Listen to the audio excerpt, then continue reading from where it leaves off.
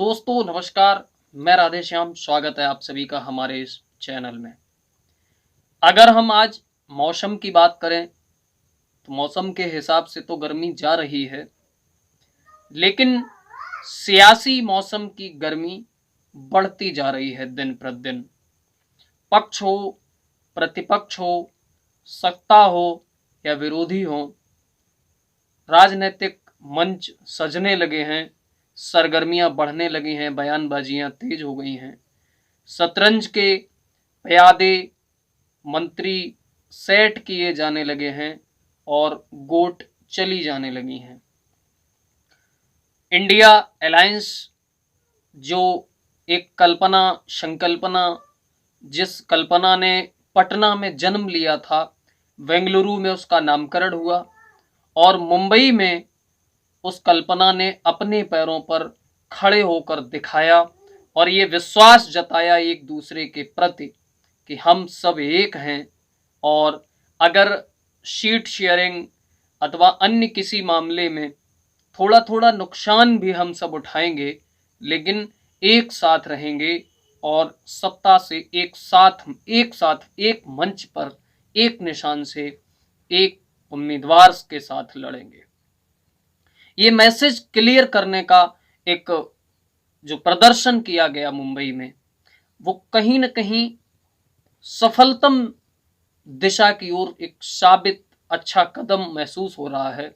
और वहीं दूसरी ओर सरकार की तरफ से भी एक चाल चली जा चुकी है और वो चाल बताई गई कि विशेष सत्र बुलाया जाएगा संसद का। जी हाँ, संसद का विशेष सत्र बड़ी रेयर कंडीशन में बुलाया जाता है। आजादी के बाद अब तक बहुत कम बार, 3-4 बार बुलाया गया, ये 5वीं बार बुलाया गया है। तो विशेष सत्र बुलाया गया, ये सिर्फ ट्वीट करके बता दिया गया, ऐसा कभी हुआ नहीं है। हालांकि ये कोई नई बात नहीं रह गई है अब इस सरकार में कि फला काम हो गया, ऐसा कभी हुआ नहीं। इस सरकार में बहुत से ऐसे काम हुए जो 1947 के बाद किसी सरकार ने नहीं किए। इसी सरकार में वो काम हो रहे हैं, चाहे वह संवैधानिक हो या ना हो। सरकार इसकी परवाह नहीं करती है बिल्कुल, क्योंकि सरकार के पास बहुमत है और बहुमत का अहंकार भी है। विशेष सत्र बुलाने का जो न्योता दिया गया, जो सूचना दी गई, वो ट्वीट के माध्यम से दी गई, जबकि नियम ये होता है कि सर्वदलीय बैठक बुलाई जाए। जितने भी दल लोकसभा और राज्यसभा में पार्टिसिपेट कर रहे हैं, उनकी बैठक बुला के सूचना दे के उनसे राय मशवरा लेके एक विशेष सत्र बुलाया जा सकता है, ये नियम है। लेकिन ट्वीट करके संसदीय मंत्री बता दे कि विशेष सत्र है और पता ही नहीं किस मामले पर है। अब विपक्ष जब विशेष सत्र में जाएगा तो किस मामले पर जाएगा, क्या तैयारी करके जाएगा? चलो कोई बात नहीं, सबको चौंका दिया। पूरी टीम इंडिया अलर्ट मोड पे आ गई, सब एक दूसरे से पूछने लगे। पत्रकार जगत में एक चर्चा हो गई, मीडिया जगत पूरा चौकन्ना हो गया, पूरे देश के लोग चौकन्ने हो गए कि आखिर मोदी जी प्लान क्या कर रहे हैं, क्योंकि मोदी जी कुछ बड़ा प्लान कर रहे हैं, ये सब सोच रहे हैं। कोई ऐसा नहीं जो ये नहीं सोच रहा है, चाहे सत्ता हो, चाहे विपक्ष हो, प्रतिपक्ष हो, कोई भी हो, सब ये सोच रहे हैं कि कुछ बड़ा प्लान है। कोई कह रहा वन नेशन वन इलेक्शन का मामला आएगा, कोई कह रहा महिला आरक्षण बिल आएगा, कोई कह रहा यूसीसी बिल आएगा। अब पता नहीं क्या आएगा, कौन सा जिन निकलेगा 18 सितंबर को सदन में, इस चीज का इंतजार लोग अब करने लगे हैं। लेकिन जो विश्लेषक हैं, जो तमाम राजनीतिक पंडित हैं इस देश के, उन्होंने जो दोनों चीजों को अपने पैरामीटर में रख के दोनों चीजों का आकलन किया है। एक तरफ इंडिया का प्रदर्शन, दूसरी तरफ मोदी जी का सरप्राइज विशेष सत्र वाला। तो लोगों को यह लग रहा है कि मोदी जी ने सरप्राइज तो दिया, लेकिन मोदी जी गलती कर गए। अब गलती क्या कर गए? आज के इस युग में मोदी जी ने 1 तारीख को ही ये बता दिया, बल्कि पहले उससे 30-31 को ही, कि 18 सितंबर से 22 सितंबर तक विशेष सत्र है। और जब विपक्ष इतना एक्टिव मोड में हो, एक मंच पे आने के लिए कुछ कुछ नुकसान सहने को भी तैयार हो, जब विपक्ष इस तरह से किसी सरकार को हटाने के लिए लामबंद हो रहा हो, तब 18 दिन का वक्त विपक्ष को बहुत कुछ करने का मौका दे रहा है। और शायद इसी विशेष सत्र की जो शगुफा छोड़ा जा रहा है अपने दूतों के जरिए, गोदी मीडिया के जरिए, जो एक प्रोग्राम पहले से ही सेट कर दिया गया कि गोदी मीडिया जो टीवी पर आकर ये समझाने लगी है कि 1 नेशन 1 इलेक्शन से देश का आर्थिक बजट कम खर्च होगा, आर्थिक फायदा होगा, देश के नागरिकों को परेशानियां कम झेलनी पड़ेंगी, तमाम तरह के जो फायदे, ठीक उसी तरह जैसे भारत में जब पाकिस्तान में टमाटर महंगा हुआ तो वहां की महंगाई दिखाई गई, और ये बताया एक तथाकथित पत्रकार ने जो तिहाड़ जेल भी जा चुका है। उस पत्रकार ने टीवी पर बताया कि पाकिस्तान महंगाई की मार से मरा जा रहा है, वहां के नागरिक टमाटर नहीं खरीद पा रहे हैं, इतनी महंगाई है। और जब वही टमाटर इंडिया में महंगा हुआ, यानी भारत में महंगा हुआ, तो उसी टमाटर के दोष ढूंढने लगा वो पत्रकार और बताने लगा कि टमाटर तो खाना ही नहीं चाहिए, टमाटर नुकसानदायक होता है, उससे पथरी बनती है, उससे पता नहीं क्या क्या बनता है। उसी ने एनालिसिस किया।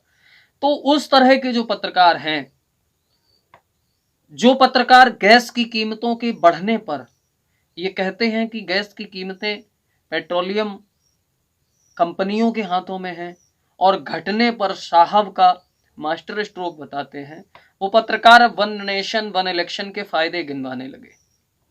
लेकिन इस एक शगुफे ने पूरी टीम इंडिया को अलर्ट कर दिया, और जो टीम इंडिया धीरे धीरे धीरे धीरे अपने कदम गिन गिन कर चल रही थी, उस इंडिया के नेताओं ने उस मंच पर यह कहना शुरू कर दिया कि अब वक्त नहीं बचा है, अब मीटिंग नहीं होगी, अब सीधे जनता के बीच इंडिया के लोग जाएंगे, जनता के बीच रैलियां करेंगे, अब मीटिंग का समय नहीं है। ये बात नीतीश कुमार ने भी कही, उद्धव ठाकरे के पुत्र हैं, उन्होंने भी इस बात को कहा है, अरविंद केजरीवाल ने भी इस बात को कहा, लालू प्रसाद यादव, अखिलेश यादव ने भी इस बात को कहा। यानी पूरी की पूरी टीम इंडिया ये कहने लगी है अब कि अब मीटिंग का वक्त नहीं है, अब सीधा जनता के बीच। और सवाल ये है कि आखिर ये 1 नेशन 1 इलेक्शन का शगुफा छोड़ा क्यों जा रहा है, क्या जरूरत पड़ गई। लोकसभा चुनाव से ठीक पहले 5 राज्यों के विधानसभा चुनाव, राजस्थान, मध्य प्रदेश, छत्तीसगढ़, तेलंगाना, मिजोरम, और जो सर्वे आ रहे हैं, जो तमाम से सर्वे आ रहे हैं, तमाम मीडिया हाउस के सर्वे आ रहे हैं, वो सर्वे सीधे सीधे ये बता रहे हैं कि छत्तीसगढ़, मिजोरम और तेलंगाना, इन 3 में तो कंफर्म बीजेपी हार रही है 101%, और 90 से 95% मध्य प्रदेश में बीजेपी हार रही है, 50 से 60% राजस्थान में बीजेपी हार रही है। यानी सीधा सीधा मुकाबला राजस्थान और मध्य प्रदेश में, और उन 3 में तो बीजेपी का मतलब खत्म। तेलंगाना में बीजेपी का कुछ है नहीं, वहां कांग्रेस और जो वहां का क्षेत्रीय दल है उसका मुकाबला है। तो उन 3 में तो हार ही रही है, इन 3 में भी बड़ी टाइट पोजीशन है। ऐसी स्थिति में भारतीय जनता पार्टी और आरएसएस को यह लगने लगा है कि अगर ये 5 प्रदेश हार गए तो फिर लगातार 8 हार, यानी पहले हिमाचल, फिर कर्नाटक, फिर दिल्ली एमसीडी, और उसके बाद ये 5 प्रदेश, फिर लगातार 8 हार का ठीकरा क्या उसी रथ के घोड़े पर छोड़ा जाएगा, फोड़ा जाएगा, जिस आरएसएस के रथ में चुनावी घोड़े के रूप में मोदी पिछले 9 सालों से इस देश में विजय की पताका फहराते हुए घूम रहे हैं, अश्वमेध यज्ञ के छोड़े हुए घोड़े की तरह उनको कोई भी पकड़ नहीं पा रहा है, उनके घोड़े को कोई रोक नहीं पा रहा है। हालांकि 14 में जब वो विजय रथ चला था तो 15 में बिहार में उसमें रुकावट पैदा हुई थी। नीतीश कुमार और लालू प्रसाद यादव का गठबंधन जीता था 2015 में, लेकिन कहीं ना कहीं एक बार फिर जो तमाम से दल एक साथ आए, इंडिया बना, और उसके बाद 5 प्रदेशों के विधानसभा चुनाव, उनके सर्वे, और वो इंडिया गठबंधन जो कहीं ना कहीं 60 से 63% वोट पाया था 2019 के लोकसभा चुनाव में, और 37% वोट पाने वाले लोगों ने सरकार बना ली। बात ये थी कि ये जो 63% था ये बिखरा हुआ था, और वो जो 37% था वो इकट्ठा था, एकजुट था। तो ये जो 63% वोट एक मंच पर आया है, कहने को भक्त लोग कुछ भी कह सकते हैं, चाहे कोई इकट्ठा हो जाए, मोदी को नहीं हरा पाएंगे, लेकिन मोदी बहुत टेंशन में। टेंशन इसलिए है कि जब आप आंकड़ों पे जाएंगे तो वो आंकड़े ये बता रहे हैं कि अब शपथ लेना मुश्किल लग रहा है, और मुश्किल इसलिए लग रहा है, पश्चिम बंगाल, महाराष्ट्र, कर्नाटक और बिहार, इन 4 प्रदेशों में ही लोकसभा की 158 सीटें हैं, और उन 158 सीटों में 124 सीटों पर एनडीए जीता था 2019 में। 124 पे 158 में एनडीए जीता था। इस बार उन 124 में से सीधे सीधे मोदी जी फिलहाल के सर्वे में 80 सीटें हार रहे हैं। 124 सीटें जिन 4 प्रदेशों से जीती थीं, उन 4 प्रदेश में 40 से लेकर 45 सीटें तक आ सकती हैं, ये बात सारे सर्वे कह रहे हैं। तो सीधा सीधा 80 सीटों का नुकसान सिर्फ इन 4 प्रदेशों में, क्योंकि बिहार में जब नीतीश कुमार, लालू प्रसाद यादव और कांग्रेस एक मंच पर आ जाएगा तो मतलब बिहार साफ। जब पश्चिम बंगाल में ममता बनर्जी लेफ्ट और कांग्रेस एक मंच पर आ जाएगा तो इसका मतलब बीजेपी साफ। जब कर्नाटक में कांग्रेस की सरकार है, प्रचंड बहुमत की सरकार है, किस तरह से वहां खदेड़ा शुरू हुआ है, साफ हो गई भाजपा। महाराष्ट्र में जब शरद पवार, उद्धव ठाकरे और कांग्रेस एक मंच पर होंगे तो ये जो टूटी फूटी शिवसेना, अभी तो जीते हुए हैं, तोड़ ली कोई बात नहीं, लेकिन असली शिवसेना तो वही है जिसके घर में बाला साहेब का झंडा गड़ा है। तो जब उद्धव ठाकरे, शरद पवार और कांग्रेस महाराष्ट्र में एक होकर लड़ेंगे तो इसका मतलब बीजेपी साफ और ये नकली शिवसेना भी साफ। उसके बाद 3 और प्रदेश हैं। एक तमिलनाडु, जिसमें स्टालिन बड़ी मजबूती के साथ प्रचंड बहुमत की सरकार चला रहे हैं, और 2019 में भी 39 लोकसभा की सीटें हैं और 39 की 39 पे स्टालिन जीते थे, स्टालिन की पार्टी जीती थी। वो अब टीम इंडिया का हिस्सा है, और इस बार के भी सर्वे ये बता रहे हैं कि स्टालिन फिर 39 के 39 पे जीतेंगे, और पिछली बार वो टीम इंडिया के हिस्सा नहीं थे, इस बार हैं। इसी तरह दिल्ली, पंजाब, जहां आम आदमी पार्टी की सरकार, दिल्ली में जब कांग्रेस और आप एकजुट होकर लड़ेगी तो परिणाम दूसरे होंगे। पंजाब में जब कांग्रेस और आप एकजुट होकर लड़ेगी तो परिणाम दूसरे होंगे। ये वन नेशन वन इलेक्शन का शगुफा इसीलिए छोड़ा जा रहा है क्योंकि टीम इंडिया का जो एक फोबिया हो गया है, जिस तरह से आरएसएस प्रमुख ने कहा भी है आज कि अब इंडिया नाम से देश को ना बुलाया जाए, भारत नाम से बुलाया जाए। अब पता नहीं अब उनके बारे में तो मैं कुछ कह नहीं सकता, क्योंकि जिस संस्था का कोई रजिस्ट्रेशन नहीं है, जिस संस्था का सरकारी दस्तावेजों में कोई उल्लेख नहीं है, वो संस्था कैसी है, क्या है, अच्छी है, बुरी है, इसकी तुलना तो देश करेगा। लेकिन एक ऐसी संस्था, एक ऐसी यूनियन जिसका कहीं रजिस्ट्रेशन नहीं, अरे चपरासियों की यूनियन का भी रजिस्ट्रेशन होता है। आप देश का सच्चा सेवक बताते हो, सच्चा राष्ट्रभक्त बताते हो, और संस्था का रजिस्ट्रेशन करने से डरते हो। ऐसे लोगों के अध्यक्ष पे मैं क्या बोलूं। लेकिन जो लोग ये कह रहे हैं कि अब इंडिया ना बोला जाए, तो क्या प्राइम मिनिस्टर ऑफ इंडिया को प्राइम मिनिस्टर ऑफ भारत बोलोगे?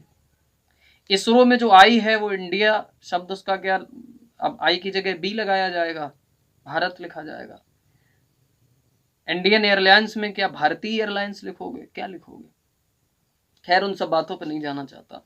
लेकिन ये सीधा सीधा है कि इंडिया का जो फोबिया भारतीय जनता पार्टी और आरएसएस को हुआ है, उसने ये बता दिया कि अगर इन 5 प्रदेशों में हार गए तो वो बयार आएगी कि पूरे के पूरे तंबू टेंट उखड़े हुए चले जाएंगे, उड़ते हुए चले जाएंगे। आनन फानन में ये विशेष सत्र बुलाया गया, वन नेशन वन इलेक्शन का शगुफा छोड़ा गया। बीजेपी के अध्यक्ष आनन फानन में पूर्व राष्ट्रपति रामनाथ कोविंद जी से मिलने पहुंचे, कमेटी बनाई गई, उसका उनको अध्यक्ष बनाया गया। लेकिन पर्दे के पीछे कोई और है, नाम कोविंद का और काम उस जोड़ी का, मोदी और शाह। इसीलिए तमाम सारे प्रयोग किए जा रहे हैं। ईडी प्रमुख संजय मिश्रा को शटल किया जा रहा है। निर्वाचन आयोग में निर्वाचन आयुक्त की नियुक्ति कैसे होगी, उसके भी तरीके बदले जा रहे हैं। लगातार रेड पर रेड मारी जा रही है। झारखंड में, छत्तीसगढ़ में टीम इंडिया के लोगों को दबाने, फंसाने और उनके उस मूवमेंट को कुचलने की पूरी साजिश की जा रही है। लेकिन कहीं ना कहीं जब यह भी सत्य है कि जब दीपक बुझता है तो उसकी लौ फड़फड़ाती है। वही फड़फड़ाहट अब बीजेपी के चेहरे पर, मोदी के चेहरे पर और बीजेपी की कार्यशालाओं में दिखाई दे रही है। वन नेशन वन इलेक्शन का शगुफा इसीलिए छोड़ा जा रहा है। लगातार, क्योंकि अगर दिसंबर में चुनाव हो जाते हैं तो एक तो ये कि इंडिया को समय कम मिलेगा, दूसरा ये कि उन राज्यों में हार का सामना जनता को दिखाई नहीं देगा, क्योंकि पहले हार गए तो ठीक 3 महीने बाद चुनाव होने हैं, तो एक माहौल पैदा हो जाएगा हार का। तो उस माहौल को पैदा करने से भी बच रही है भाजपा। और दूसरा ये कि इंडिया को वक्त कम मिलेगा अपनी तैयारियां करने में।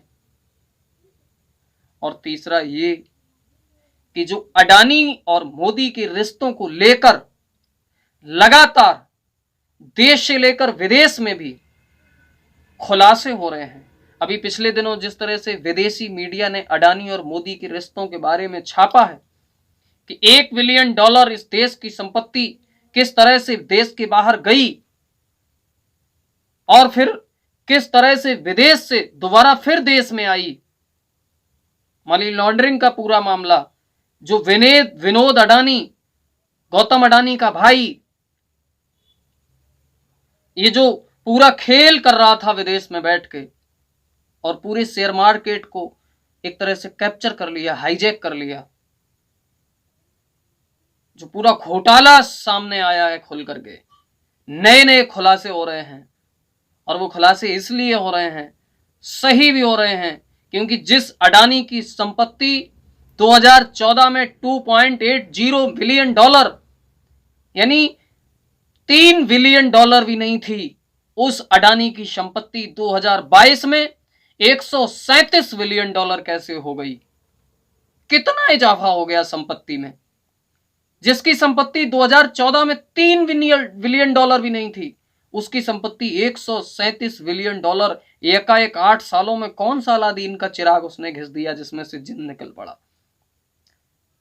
तो ये जो रिश्ते हैं वो खुल के अब सामने आने लगे हैं। इंडिया फुल फॉर्म में बैटिंग करने लगा है।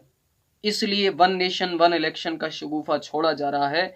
लेकिन जो राजनीतिक पंडित हैं वो ये बता रहे हैं कि हो सकता है कि ये दांव उल्टा पड़ जाए और जो इंडिया को इतना हल्के में आंक रहे हैं लोग,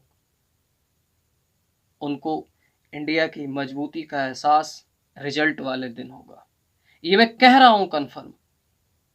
निश्चित तौर पर जो वोट शेयर है, वोट परसेंट है, 2014 के आंकड़े आप देख लो, 2019 के आंकड़े आप देख लो, और ये तमाम से सर्वे बता रहे हैं कि 2019 में जो लोकप्रियता थी वो अब घटी है मोदी की, और 2019 में जितने लोग विपक्ष से खिलाफ थे उसमें प्रोग्रेस हुआ है, उसमें लोग जुड़े हैं विपक्ष के साथ। और सिर्फ 2019 के ही आंकड़ों को देख लिया जाए तो भी इंडिया जीत रहा है, और अब तो गिरावट आई है लोकप्रियता में। इसलिए कहीं ना कहीं ये जो मोदी अडानी के रिश्ते जो लगातार खुलते जा रहे हैं, और रिश्तों पे बहस कम हो, मौका कम मिले, इंडिया को तैयारियों का मौका कम मिले, और इन राज्यों में हार का माहौल, हार होने के बाद जो हार का माहौल पूरे देश में बनेगा, उससे बचने के लिए वन नेशन वन इलेक्शन का जो शगुफा छोड़ा गया है। हालांकि इंतजार करेंगे कि 18 सितंबर को सदन में कौन सा जिन निकलता है, क्या सरप्राइज देने वाले हैं मोदी जी इस देश को। कहीं ना कहीं उनके सरप्राइज में हमेशा कुछ ऐसा रहा जिससे इस देश को नुकसान हुआ। यकीन मानिए कि इस बार भी कुछ ऐसा ही होगा जिससे इस देश को नुकसान होने वाला है। लेकिन इस बार मुकाबला करने के लिए टीम इंडिया तैयार है। इंतजार है 18 सितंबर का, और इसी इंतजार के साथ हम आपसे विदा लेते हैं आज के इस एपिसोड से। बहुत बहुत धन्यवाद, बहुत बहुत शुक्रिया। हमारा निवेदन है कि हमारा ये वीडियो लाइक करिए, शेयर करिए, कमेंट्स करिए, और हमारे चैनल को अगर आपने अब तक सब्सक्राइब नहीं किया है तो सब्सक्राइब करिए। बहुत बहुत धन्यवाद, बहुत बहुत शुक्रिया। नमस्कार।